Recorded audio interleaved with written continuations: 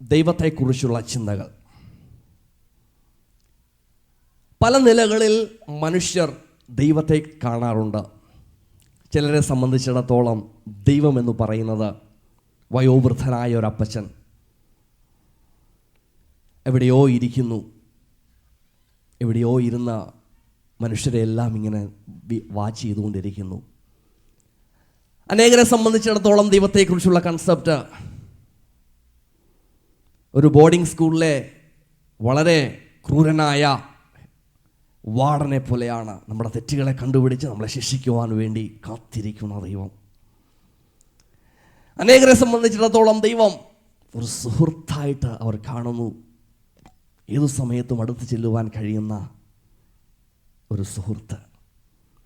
അങ്ങനെ വ്യത്യസ്തങ്ങളായ കാഴ്ചപ്പാടുകൾ ദൈവത്തെക്കുറിച്ച് ദൈവജനത്തിനിടയിലുണ്ട്.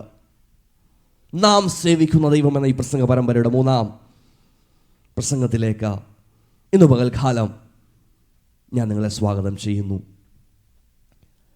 കഴിഞ്ഞ മുമ്പത്തെ ഞായറാഴ്ച നാം ചിന്തിച്ചു, നാം സേവിക്കുന്ന ദൈവം വിശ്വസ്തനായ ദൈവം, കവനന്റ് കീപ്പ് ചെയ്യുന്ന യഹോവ. കഴിഞ്ഞ ഞായറാഴ്ച നാം ചിന്തിച്ചു, നാം സേവിക്കുന്ന ദൈവം സർവശക്തനായൊരു ദൈവം, അസാധ്യങ്ങളൊന്നും തനിക്കില്ല, സർവശക്തനായൊരു ദൈവം.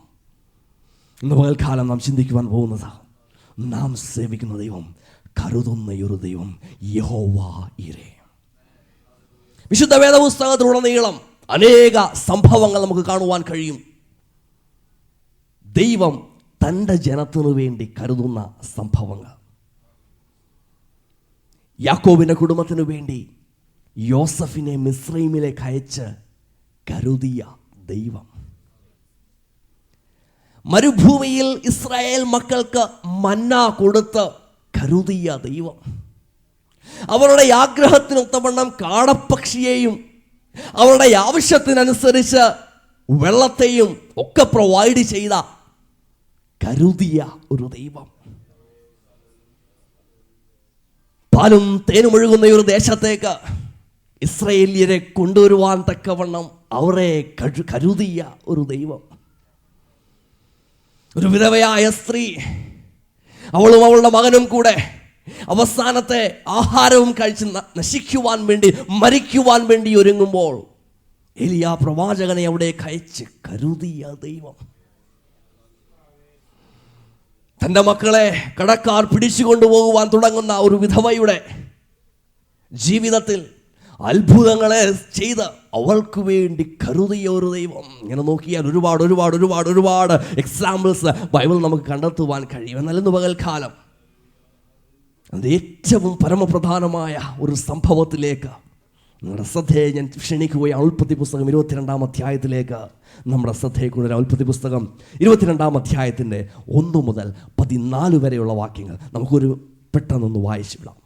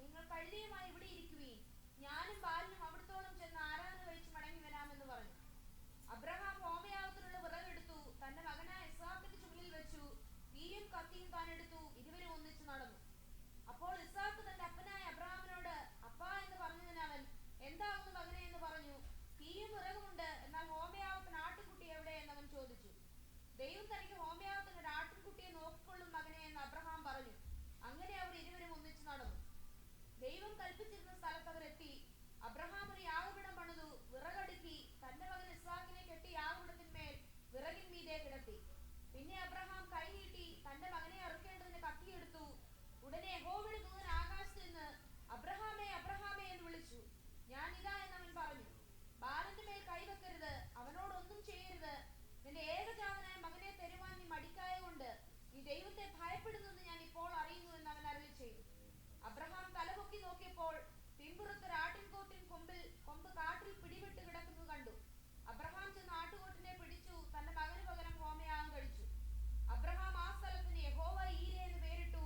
യഹോവയുടെ പർവ്വതത്തിൽ അവൻ പ്രത്യക്ഷനാകുമെന്ന് ഇന്നുവരെയും പറഞ്ഞു വരുന്നു. വളരെ സുപരിചിതമായ ഒരു വേദഭാഗം. അബ്രഹാം ദൈവത്താൽ വിളിക്കപ്പെട്ട ഊരിൽ നിന്നും തൻ്റെ യാത്ര ആരംഭിച്ചു. ഉൽപ്പത്തി പുസ്തകം 12-ാം അധ്യായത്തിൽ എല്ലാം വിട്ട് ദൈവത്തെ പിൻപറ്റി ഇറങ്ങുന്ന ഒരു അബ്രഹാം, ദൈവം തനിക്കൊരു വാഗ്ദാനം ചെയ്തു, ഞാൻ നിനക്കൊരു തലമുറയെ തരും. നീണ്ട 25 വർഷത്തെ കാത്തിരിപ്പിന് ശേഷം ദൈവം ഇസ്ഹാക്കിനെ അവർക്ക് കൊടുത്തു. അങ്ങനെ ആ ഭവനം വാഗ്ദത്ത നിവൃത്തിയൊക്കെ പ്രാപിച്ച് നല്ല സന്തോഷത്തോടെ സമാധാനത്തോടെ പോകുന്ന ഒരു സ്ഥിതിവിശേഷത്തിലാണ് ഉൽപ്പത്തി പുസ്തകം 22-ാം അധ്യായത്തിലേക്ക് വരുമ്പോൾ ദൈവം തന്നെ ഒന്ന് പരീക്ഷിക്കുകയാണ്. ദൈവം സംസാരിക്കുവാൻ വരുമ്പോൾ താൻ വളരെ എക്സൈറ്റഡ് ആയിരുന്നിരിക്കാം. കാര്യം കഴിഞ്ഞ പ്രാവശ്യങ്ങളിൽ ദൈവം സംസാരിച്ചപ്പോഴൊക്കെ അനേക വാഗ്ദത്തങ്ങളൊക്കെ തന്നതാ. കഴിഞ്ഞ കാലങ്ങളിൽ ദൈവം സംസാരിച്ചപ്പോൾ അനുഗ്രഹങ്ങൾ പ്രാപിച്ചതാ. ഈ പ്രാവശ്യവും ദൈവം സംസാരിക്കുമ്പോൾ ചിലത് നല്ലത് കേൾക്കുവാൻ വേണ്ടി കാതുമോർത്ത് ചെന്ന അബ്രഹാം കേൾക്കുന്നത്, നീ സ്നേഹിക്കുന്ന നിന്റെ മകനെ നീ ഹോമയാഗം കഴിക്കണം. ദൈവം തന്നോട് ആവശ്യപ്പെട്ടത് 50 മൈൽ അകലെയുള്ള ഒരു സ്ഥലത്തേക്ക് പോകുവാൻ. ആ മോറിയ മലയിലേക്ക് അവർ കടന്നു പോകുന്നു. ഇസ്ഹാക്കിനെ അവിടെ യാഗം കഴിക്കുവാൻ വേണ്ടി പോവുകയാണ്. ഞാൻ ചിന്തിക്കുന്നു, ഈ മനുഷ്യൻ യാത്ര ചെയ്യുന്ന ആ നിമിഷങ്ങൾ തൻ്റെ മനോമുകുരത്തിൽ താൻ എന്തൊക്കെയായിരിക്കും ചിന്തിക്കുന്നത്? നമ്മളാണ് ആ സ്ഥിതിയിലെങ്കിൽ നാം എന്തായിരിക്കും ചിന്തിക്കുന്നത്? നാം സ്നേഹിക്കുന്ന ഒരു പൈതലിനെ നമ്മൾ ഏൽപ്പിച്ചു കൊടുക്കുമോ? നമുക്കറിയാം, നമ്മുടെ ഒരു കുഞ്ഞ് മരണത്തോട് മല്ലിടുകയാണ്. നമ്മൾ ചിലപ്പോൾ ഇങ്ങനെയും പ്രാർത്ഥിക്കും, ദൈവം എന്നെ എടുത്താലും ആ കുഞ്ഞിനെ എടുക്കരുത്. അത്രമാത്രം നമ്മുടെ കുഞ്ഞുങ്ങളെ നമ്മൾ സ്നേഹിക്കാറുണ്ട്. ഈ പിതാവിനെ നോക്കി, താൻ ആറ്റുനോറ്റ് കിട്ടിയ ഒരു മകൻ, തൻ്റെ വാഗ്ദത്ത നിവൃത്തിയായിട്ട് ലഭിച്ച ഈ മകനെ ഏൽപ്പിച്ചു കൊടുക്കാൻ പറയുമ്പോൾ താൻ ചിന്തിച്ച് കാണും, ദൈവം വാഗ്ദത്തം തന്ന ഈ പൈതൽ അവനെ യാഗമാക്കാൻ ദൈവം പറയുമോ? അനേക ചോദ്യങ്ങൾ തൻ്റെ മനസ്സിൽ ചോദിച്ച് കാണാം. അനേക ഫീലിങ്സ് തന്നെ മനസ്സിലൂടെ കടന്നു പോയെന്നിരിക്കാം. അനേക ചിന്തകളിലൂടെ താൻ കടന്നു പോയെന്നിരിക്കാം. പക്ഷേ ഈ സാഹചര്യങ്ങളെല്ലാം you always maintain a hope. യഹോവ ചിലത് കരുതിയിട്ടുണ്ട്.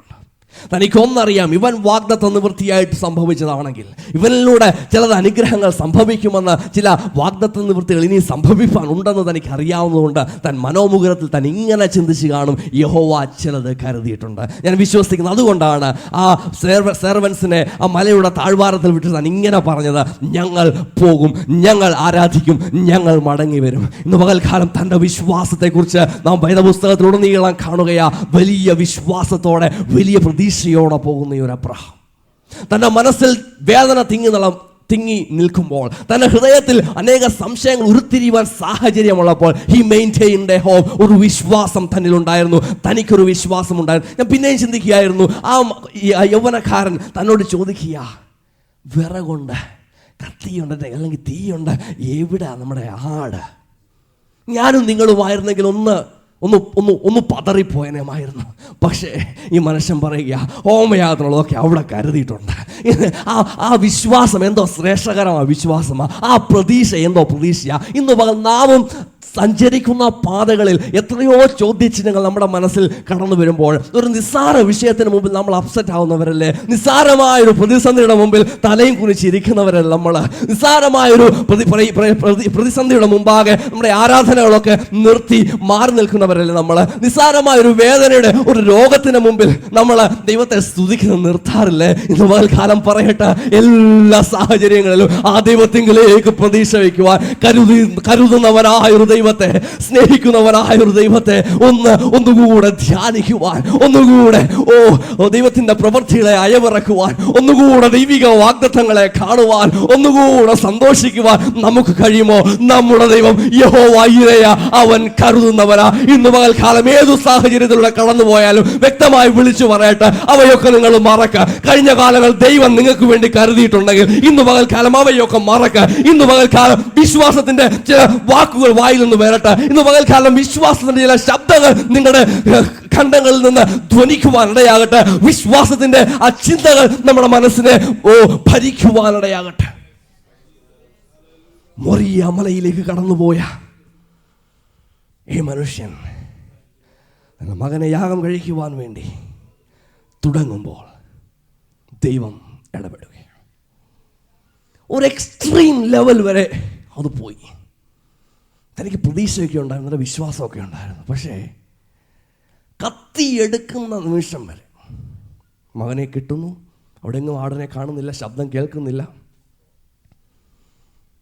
മകനെ കെട്ടി അരയിൽ നിന്ന് കത്തിയെടുത്ത് വെട്ടുവാൻ തുടങ്ങുമ്പോൾ തൻ ദൈവ ശബ്ദങ്ങൾ. ഞാൻ ഇങ്ങനെ ചിന്തിച്ചു, ഒരു എക്സ്ട്രീം വരെ ചിലപ്പോൾ ദൈവം വിട്ടെന്നിരിക്കും, ഒരു എക്സ്ട്രീം വരെ നമ്മൾ പോയെന്നിരിക്കും.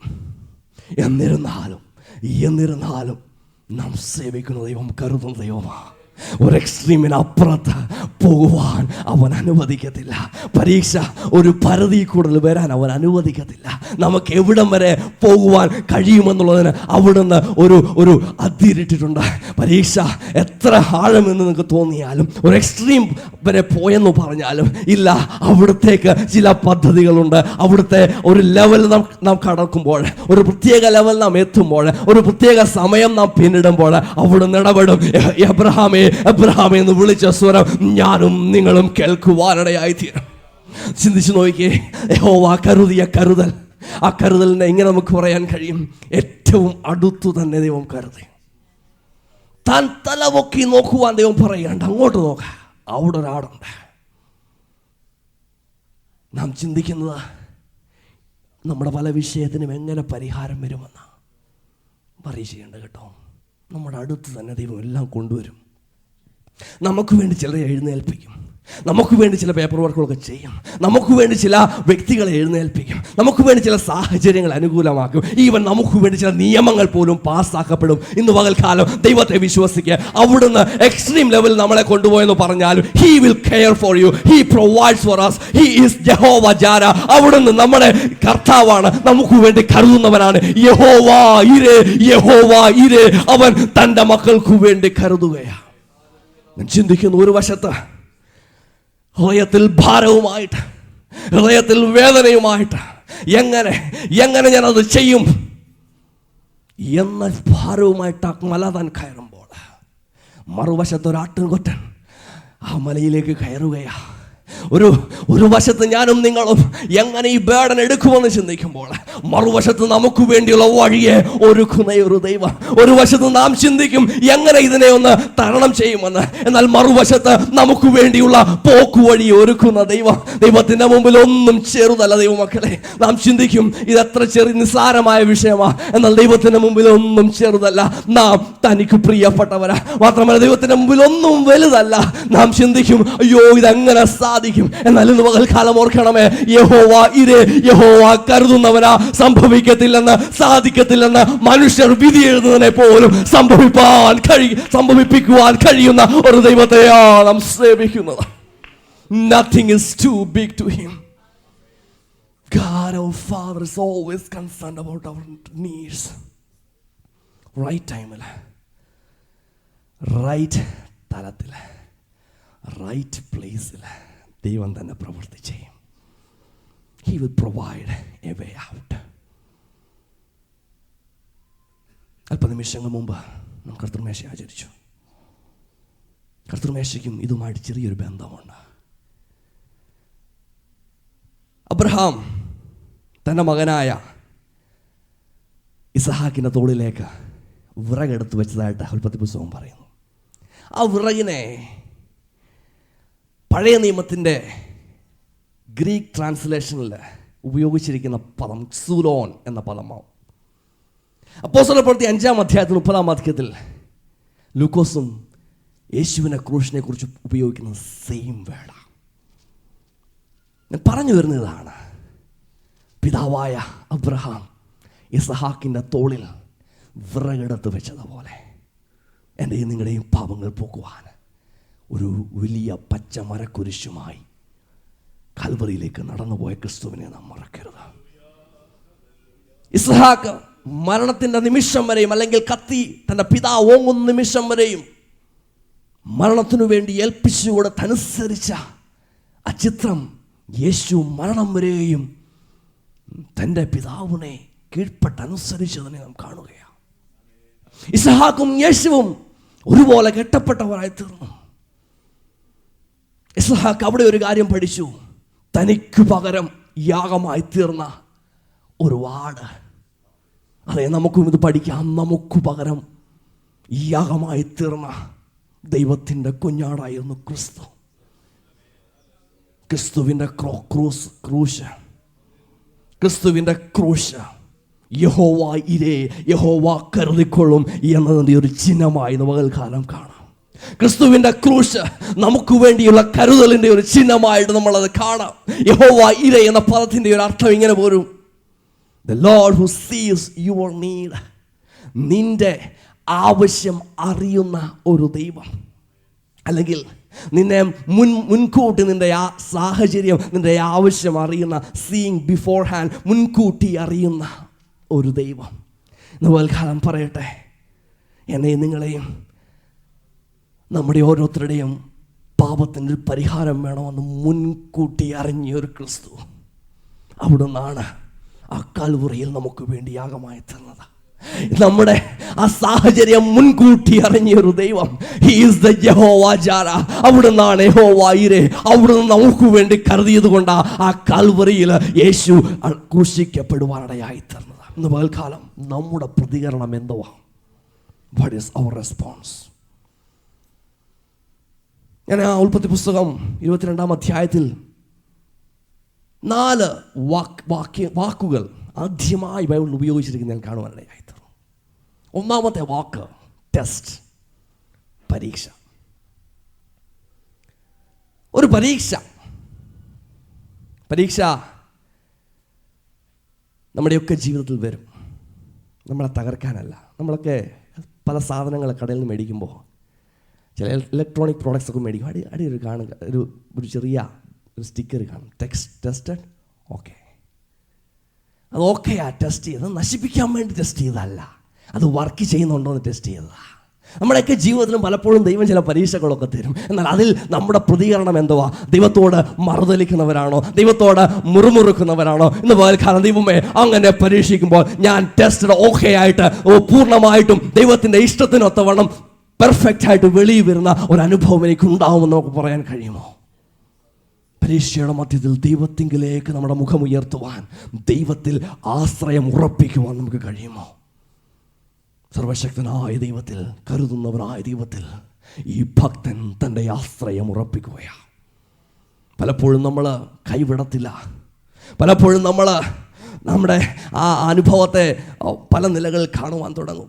ഒരിക്കലൊരു മനുഷ്യൻ ഒരു ക്ലിഫിലേക്ക്, ഒരു കുഴിയിലേക്ക് വീഴപ്പെടുവാൻ പോയപ്പോൾ പെട്ടെന്ന് എനിക്കൊരു ബ്രാഞ്ച് കിട്ടി, ഒരു കമ്പ് കിട്ടി. താൻ അതെ പിടിച്ചിങ്ങനെ തൂങ്ങി നിൽക്കുമ്പോൾ താൻ ചോദിക്കുക, ആരെങ്കിലും ഉണ്ടോ എന്നെ സഹായിപ്പാൻ?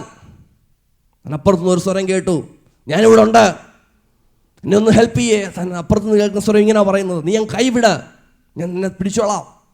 കൈവിട്. പലപ്പോഴും നമ്മൾ ആ ബ്രാഞ്ചെ തൂങ്ങി കിടക്കുക, നമ്മുടെ പല വിഷയങ്ങളും ഇങ്ങനെ തൂങ്ങി കിടക്കുക. ഇന്ന് പകൽക്കാലം അത് വിട്ടുകള. ദൈവത്തിന്റെ കരങ്ങളിലേക്ക് ഒന്ന് ഏൽപ്പിച്ചു കൊടുക്കുക. ടെസ്റ്റ് വന്നെന്നിരിക്കും, പക്ഷേ നമ്മെ താങ്ങുവാൻ, നമ്മെ പരിപാലിപ്പാൻ, നമ്മെ സൂക്ഷിക്കുവാൻ, നമുക്ക് വേണ്ടി കരുതുവാൻ തയ്യാറായി നിൽക്കുന്ന ഒരു ദൈവത്തെ നാം മറക്കരുത്. Test is there, but prove ourselves as worthy, prove ourselves as okay. നാം അത് പൂർണ്ണമായിട്ടും ദൈവത്തിന്റെ മുമ്പിൽ തെളിയിക്കുക, നാം കൊള്ളാവുന്നവരാണെന്ന്. രണ്ടാമത്തെ പദം ഒബേ, അനുസരണം. ആദ്യമായിട്ട് ഉൽപ്പത്തി പുസ്തകം 22:18 കാണുന്നത്. ദൈവം തന്നോട് പറഞ്ഞപ്പോൾ അബ്രഹാം അനുസരിച്ചു. നമ്മളൊക്കെ പറഞ്ഞാൽ നമ്മൾ അനുസരിക്കുമോ? നമ്മുടെ ദൈവം എന്തെങ്കിലും പറഞ്ഞാൽ നമ്മൾ എന്തോ ആദ്യം ചിന്തിക്കുന്നത്? നമുക്ക് എത്രമാത്രം അത് കംഫർട്ടബിളാണ് നമ്മൾ നോക്കും, അല്ലേ? നമുക്ക് എത്രമാത്രം കംഫർട്ടബിളാണ് നമ്മൾ ആദ്യം നോക്കും. കംഫർട്ടബിൾ ആണെങ്കിൽ നമ്മൾ അനുസരിക്കും. 1-ാം നൂറ്റാണ്ടിലെ ക്രൈസ്തവർ അവർക്ക് ദൈവത്തെ പിൻപറ്റാൻ ഇറങ്ങിത്തിരിച്ചപ്പോൾ അവരെ അനുസരിക്കുവാൻ തയ്യാറായി. അവരെ കൊല്ലുമെന്ന് പറഞ്ഞപ്പോഴും അവർ അതിനെ ഫേസ് ചെയ്യാൻ റെഡി ആയിട്ട് നിന്ന്. കാര്യം അവർക്കൊരു ആഗ്രഹമുണ്ട്, എന്തു വില കൊടുത്തും ഞാൻ ദൈവത്തെ അനുസരിക്കും. ഇന്ന് പകൽക്കാലം നമുക്കത് പറയാൻ കഴിയുമോ? നമ്മുടെ പ്രതികരണം എന്തോ നമ്മുടെ യഹോവ ഈരെ എന്ന ദൈവത്തോട് നമുക്ക് വേണ്ടി കരുതുന്ന ദൈവം നമ്മോട് ചിലത് പറഞ്ഞാൽ നമ്മൾ അനുസരിക്കുമോ? നമ്മൾ എത്രമാത്രം റിസ്ക് എടുക്കാൻ തയ്യാറാകും? എത്രമാത്രം നമ്മുടെ കംഫർട്ട് സോണൊന്ന് വീഴും? നമ്മളെ കംഫർട്ടബിൾ ആയിട്ടുള്ള അനുഭവങ്ങളെ ഒന്ന് വിട്ടിട്ട് ദൈവത്തിന് വേണ്ടി, ദൈവത്തിൻ്റെ ആ ശബ്ദത്തിനൊന്ന് കീഴ്പ്പെടുവാൻ നമുക്ക് കഴിയുമോ? God our provider, He always look to our obedience. God is our provider, but He seeks obedience. മൂന്നാമതൊരു വാക്കുണ്ട്, ലവ്, സ്നേഹം. ഇപ്പോൾ ദിവസം തന്നെ 22:2 ഇങ്ങനെ നമ്മൾ കാണുന്നുണ്ട്, താൻ സ്നേഹിച്ച മകനെ. ഞാൻ എന്നോട് പറഞ്ഞത് ഇസ്മയിലിനെ യാഗമാക്കാനല്ലായിരുന്നു പറഞ്ഞത്, അല്ലെങ്കിൽ അവരുടെ മൃഗങ്ങളിലൊന്നിനെ യാഗമാക്കാനല്ല, സ്നേഹിച്ച മകനെ. നാം സ്നേഹിക്കുന്നതിനെ പോലും ദൈവത്തിന് വേണ്ടി ഒന്ന് മാറ്റിവെക്കാൻ നമുക്ക് കഴിയുമോ? നാം സ്നേഹിക്കുന്നതിനെ നാം മാറ്റിവെക്കാൻ തയ്യാറാവുമെങ്കിൽ for sure you and I will experience God as Jehovah Jireh. നാം വില കൊടുക്കുന്നതിനെ, നാം അമൂല്യമെന്ന് കരുതുന്നതിനെ ഒന്ന് തള്ളിക്കളയുവാൻ, ദൈവത്തിൻ്റെ നിർദ്ദേശപ്രകാരം ഒന്ന് ത്യജിക്കുവാൻ നാം തയ്യാറാകുമെങ്കിൽ ദൈവം യഹോവ ഈരെ ആണെന്ന് നമ്മുടെ ജീവിതത്തിൽ വെളിപ്പെട്ടു വരും. നാം തയ്യാറാകുമോ? 4 വർഷിപ്പ്. 22:5 ഞാനിങ്ങനെ പറയുക, നിങ്ങൾ ഇവിടെ ഇരിക്കുക, ഞങ്ങൾ പോയി ആരാധിക്കാം. ഞാനും നിങ്ങളും ആരാധിക്കുമെങ്കിൽ we will experience God as our Jehovah Jireh.